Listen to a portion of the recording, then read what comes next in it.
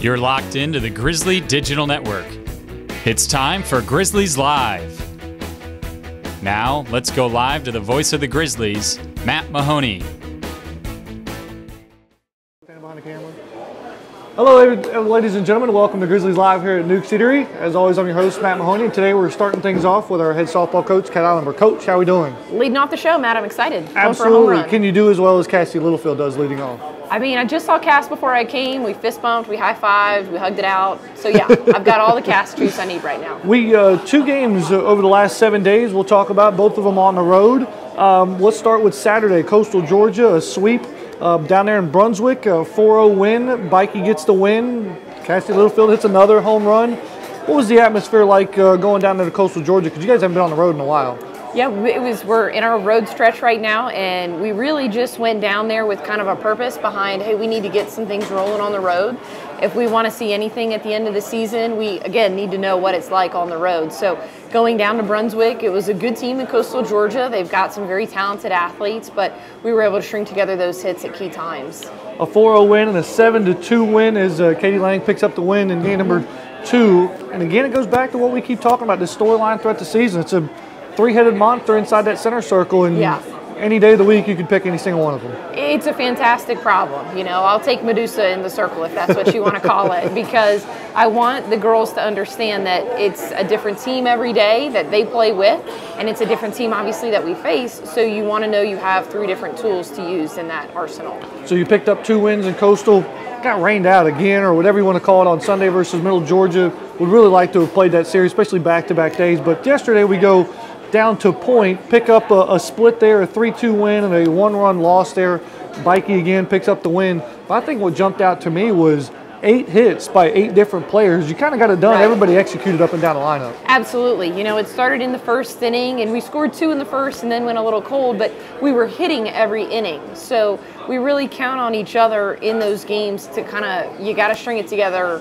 But we really count on one another. Hey, Chelsea can get a hit. Tori can get a hit. Brittany's injured. Mary Burt can get a hit. So those girls coming through with their key hits at different times is really what gets us going. New NAI poll comes out too, still receiving votes just outside that top 25. If I told you back in January you'd be receiving votes outside the top 25 still, and 20-10 on the season, 20 wins, 10 losses, what would you say to that? I am disappointed we're not cracking into the 25. There's no doubt about that. But it gives us more to be fighting for. And so we continue to fuel ourselves with that mentality.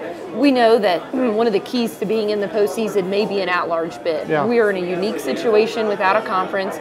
We're in a unique situation where we have a tournament at the end of the season that if you win it, you go.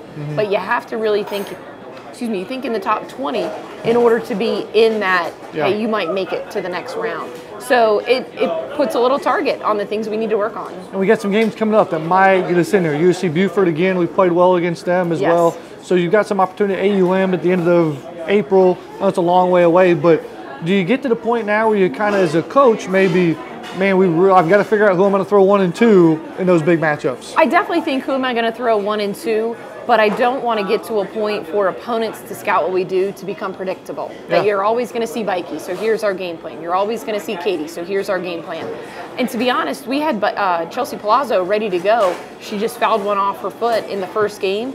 It was a huge bruise, and there was no way she was going to be able to pitch through that. So we have 4 pitchers who are quality athletes to go out on the circle. Could you say a strength of this team at this point in the year is our pitching?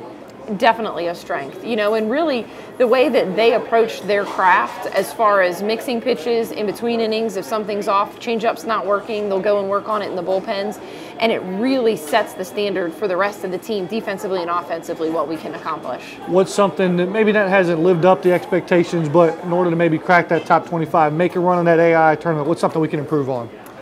Really the word consistency, but I'm going to make you laugh when I say energy. I mean, consistency in the way that we carry ourselves. Sure. So we were really rocking and rolling in the first game, calm, collected, consistent. In the second game, we were like a can of soda that's been open for 4 days, just flat, you know, and you wanted to see a spark. So in the 6th and 7th inning, they really sparked.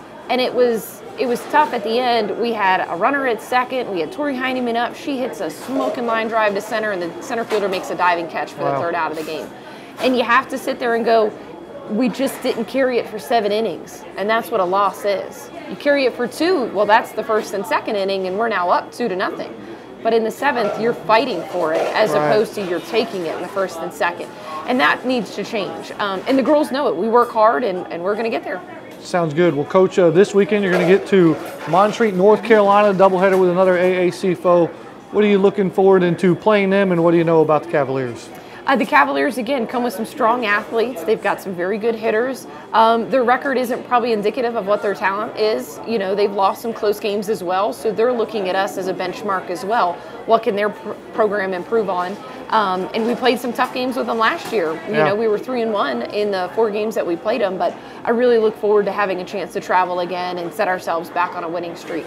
Well, Coach, we do our best to keep up with you guys on our website and on the social media stuff, so we may not be there physically, but we'll be there with you cheering on the Grizzlies. So, again, the Cat Ihlenburg squad in action this Friday at Montreat. We're going to take a break. When we come back, we'll have head baseball coach Brad Stromdahl right here on the Grizzly Digital Network. It's time to gear up, Grizzly fans. Right now, you can find all the latest Grizzly gear to support your team by visiting the Georgia Gwinnett College official bookstore inside the Student Center. Or simply shop online anytime, anywhere by visiting ggc.bncollege.com. From hats and t-shirts to jackets and one-of-a-kind collectibles, you can find it all with the official GGC bookstore. Plus, on game day, be sure to swing by the merchandise table at the stadium. So pick up your favorite item today and show your Grizzly spirit. Go Grizzlies! Hi Grizzly fans, this is Ned Colgrove, Assistant Athletics Director for External Operations. If you're looking to align your business with our Championship Athletics program, take a look at our excellent corporate sponsorship packages. From signage around our beautiful facility to in-game and digital placement, your tax-deductible support of our program will help offer a championship experience for every student athlete. Plus, connect your brand to our growing fan base. You can find out more by checking out the corporate sponsorship brochure on grizzlyathletics.com or calling me directly at 678-407-5241. Go Grizzlies! Hello, I'm James Williams, Head Athletic Trainer for the Georgia Gwinnett Grizzlies. Thanks to our friends at Gwinnett Medical Center, your Grizzlies receive first-class, quality health care right here in Gwinnett County. With daily hands-on recovery and state-of-the-art training facilities, the Grizzlies spend more time on the field than they do on the bench. So get in the game, Grizzlies, with Gwinnett Medical Center in Duluth and in Lawrenceville. Welcome back, ladies and gentlemen, here to Grizzlies Live at Newk City. We're joined now by head baseball coach Brad Stromdahl. Coach, how we doing? Good, Matthew. How are you? I'm doing well, doing all right. Good. Late bus trip for you guys coming back from Faulkner last night. Do you get to sleep after a game like that? Yeah, a little bit. I mean, it's late. I got 2 kids. We don't sleep very much at home with them, but yeah, I mean, you sleep a little bit, and it's not comfortable sleep though. Like I was going to say, because I can only imagine from a coaching standpoint, I don't know, on games that you lose, whether it's a 1-run ball game or whatever, you just go, man, what could I have done differently to try to win? Do you ever second guess yourself like that? No, not really, because we just got beat last night. So, you know, you kind of sleep soundly because, I mean, there's a bunch of stuff to work on with that. But, you know, it's a bus ride, and we're used to it. It's part of what we do. It's part of the baseball culture. Half of our games typically are on the road, so you're just put in a movie, watch some YouTube. Yeah. Watch some baseball. Fair enough. Let's talk about the good. Let's go back to this past weekend, 4-game set with Ohio State Lima. Sweep them, combined score, something ridiculous. But after that 4-game set, you get guys a lot of at-bats. Can you see your team grow? Like, hey, he's getting better. We need to get him more reps. What did you take out of that 4-game set? Yeah, absolutely. I mean, everybody got some rest. We DH'd a bunch of guys. We sat a bunch of guys, you know, throughout the course of that weekend. And we were able to get to the guys that haven't had a whole lot of reps the time that they needed either on the mound or at the plate. And we really did grow. And really the loss last night kind of takes that to the next level, you know, where you have to learn from everything that happens. And we did some really good things last night. We didn't play poorly. We just didn't play, I guess the word is, up to the standard that I expect and that we expect in terms of just dealing with adversity. We had a couple bad calls go against us. A couple balls were hit hard by us that were caught, and then vice versa.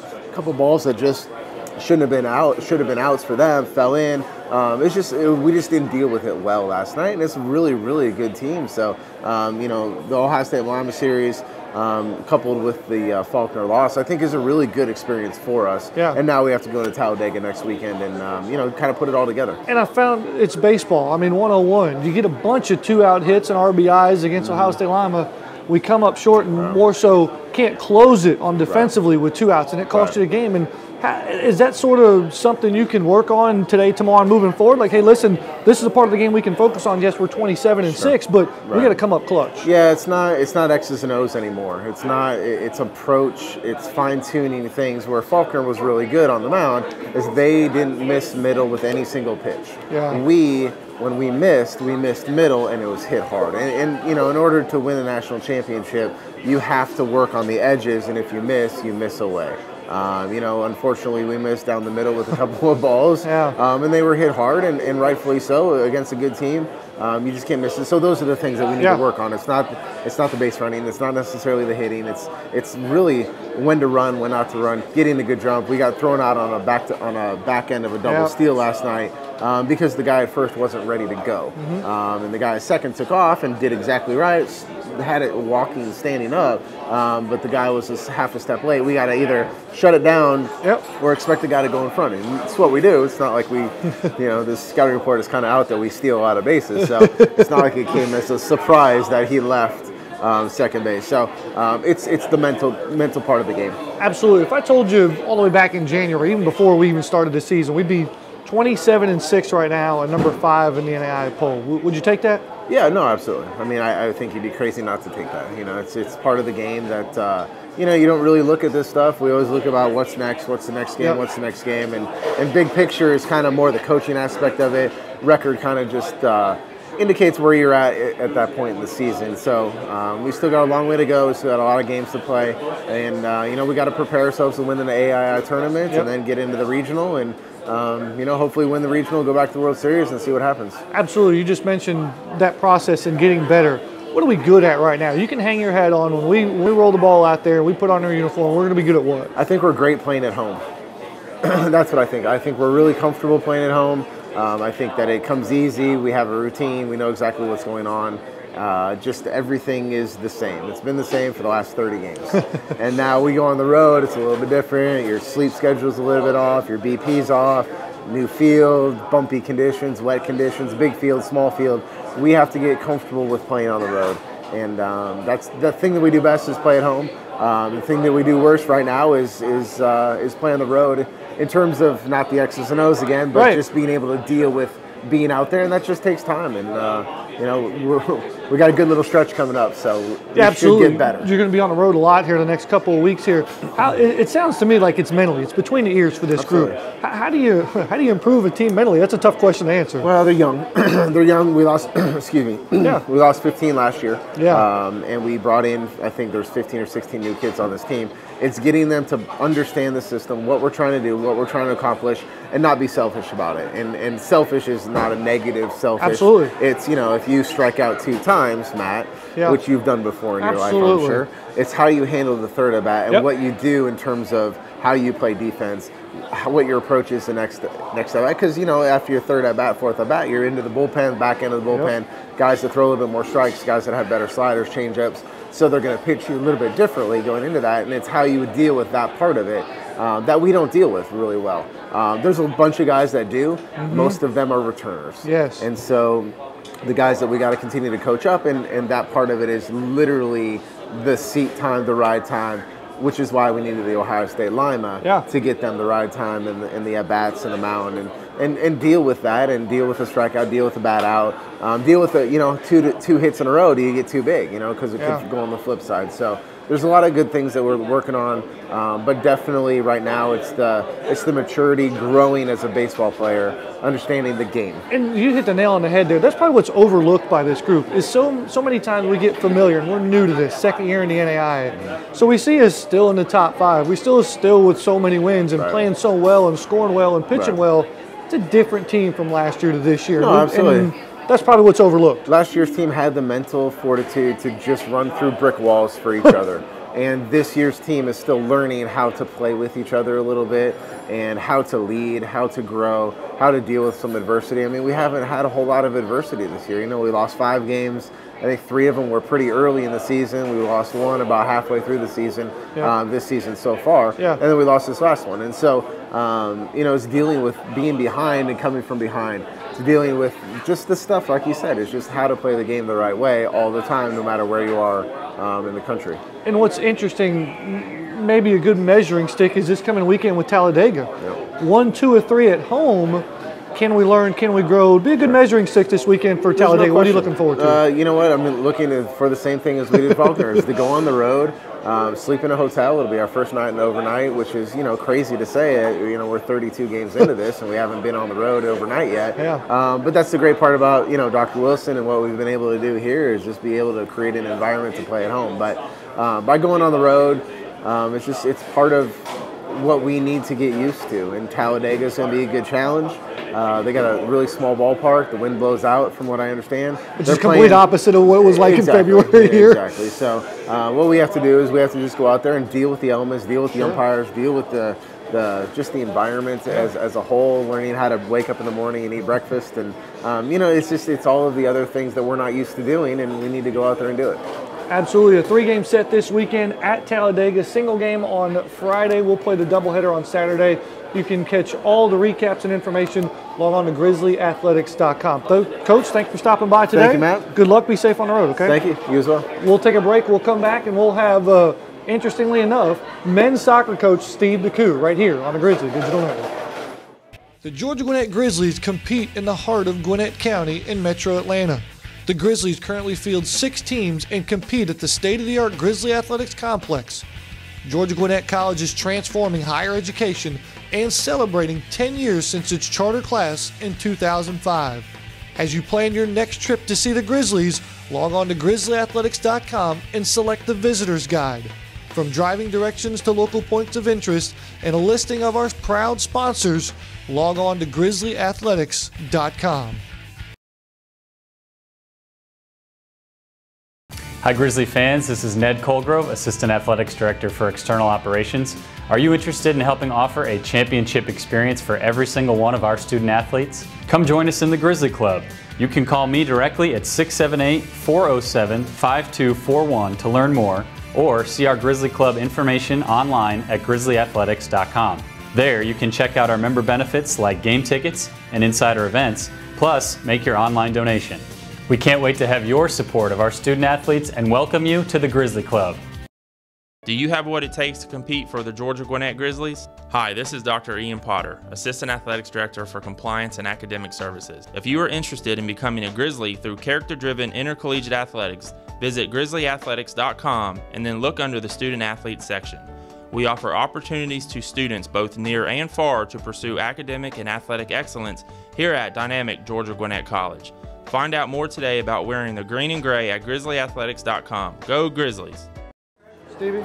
Check. Welcome back, ladies and gentlemen, to Grizzlies Live at Newk Eatery. I think your mic's working. Your mic's working? It's been a while since I've been here, so I forgot what to do. Coach, how are we doing? It's good to be back. I'm doing well. We're glad to have you here. We've just kind of a tradition, an off-season check-in with you guys, see how things are going. But before we get to today, my favorite thing to do is reflect and look back. Okay. AII Championship somewhere in the middle of Iowa. Ashford hosted it. What was your perspective? Because obviously we've got a great feedback from the fans, the great stories from the guys on the team. What is Coach going to remember about that trip, and what is your perspective on how it all went down? The perspective is, for all the coaches who are watching, I was the first.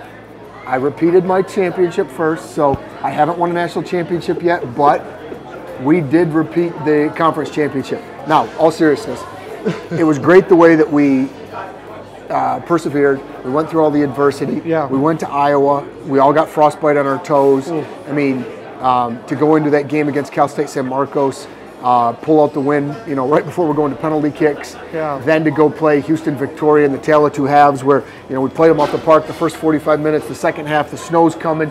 We just look like we've never seen a soccer ball before, but we were able to hang on and get the victory. As the days go by, the weeks go by, the months go by, it's just so that much more sweet. Anytime you can repeat and to do it in the way that we did. I mean, the bullseye was on our back. We're walking in there as the defending champ at the #1 seed's house and able to do that. What a weekend that was. And I think that's an interesting point you bring up because we're so new to this process. The first year, they might have known who we are. Second year, now everybody knows who we are and they want to come get us. And I think that's what's going to be the story of that group that just won the second one, is the target was on their back and they overcame it all. And I literally mean it all. It's snowing on us in the post-game celebration. That's a great moment for those guys to rejoice and celebrate. When you get back, and obviously we go to the national tournament for the second year in a row, another All-American, a second AI championship, 12 wins, 3 losses, and 2 ties. Did you have a chance to kind of decompress, look back, and evaluate where we're at after the third year of the program, but second year winning championships? Yeah, I mean, as we look at things, we're excited where we are. We've got a long ways to go, though. This was probably the hardest year because year 1, we had no clue what we were doing. We were just happy to be playing. Year 2, we were the hunter. We were going after Ashford. We were going after everybody in the country to exhibit our place at the table. Year 3, it's a lot harder when you're being chased than when you're chasing. And so to learn how to bring it every day, there's some things that we really struggled with this year. And getting the proper mentality every time in training, every game, it was difficult, but it's some of those growing pains that I think if you talk to some of these coaches, spring coaches, they're finding out about that right now. This year was probably one of the hardest years ever because some of the new guys come in and just think, well, we've won a championship, so we're entitled to this. And you have to work twice as hard to defend and to repeat. And so that's where we are, but, you know, we've really had a great spring, and so I'm really looking forward to next year, and I'm sure we're going to talk about that in a second. Yeah, let's talk about the spring right now that's going on. And obviously, some people may or may not know, you know, season's over. It doesn't mean we stop working. You know, you guys get back from Christmas, you get right after it. Let's talk on the field first. What does the team look like? What's the regiment look like right now for the guys during the spring semester? Well, there's going to be some changes next year. Some guys have decided not to come back, and so our numbers are a little bit smaller. We're at about 17 guys right now. Typical day is we're trained Monday to Thursday from 1 to 3 with weights 3 days a week from 12 to about 1. So tomorrow the guys will, you know, go into the weight room at noon and finish practice about 2:30, 3 o'clock. So we're fit, we're playing well. But the point of emphasis this year has been more with the leadership, with more of off the field stuff. Coach Jorge Villeo has been doing a lot of stuff with the guys from, it's called Habitudes, Habits and Attitudes, and we've really focused on making sure that the teamwork is where it needs to be. And the funny thing is, we've actually practiced less, but the practices we've had have been better. Yeah. What's up, Sean? Hey, what's up, guys? How we doing? What's up, Sean? Sean Gillespie, yeah, absolutely. How we doing? We're doing all right? Filming right now, bud. You doing good? I'm so sorry about that. Yeah, it's all good. Sean Gillespie, coordinator of student involvement and enhancement, just stopping by and so enjoying some today, lunch. you know, you have 2 things for the blooper reel. Absolutely. When we come in. And actually, right on your point, and he might have had bad timing, but it's good timing.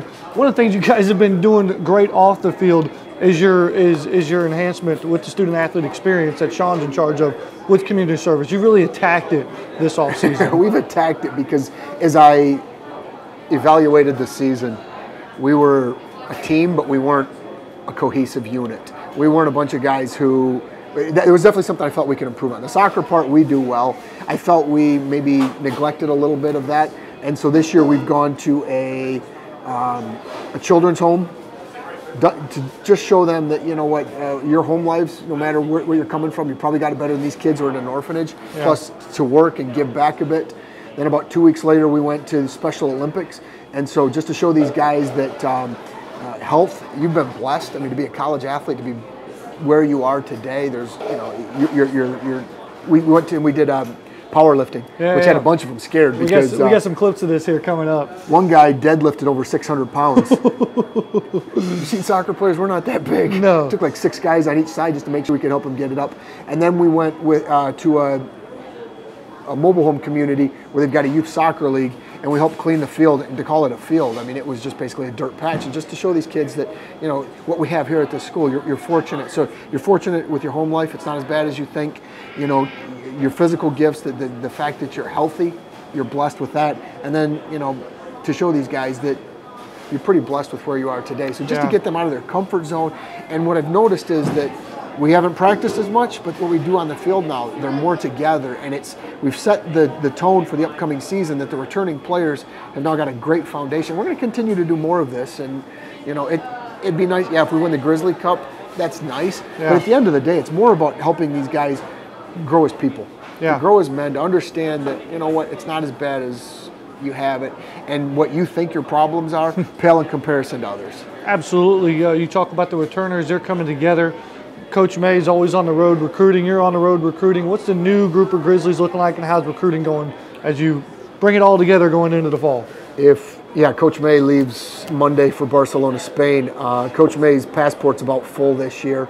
But the guys we're going to bring in are a group that, if everything clicks, sky's the limit.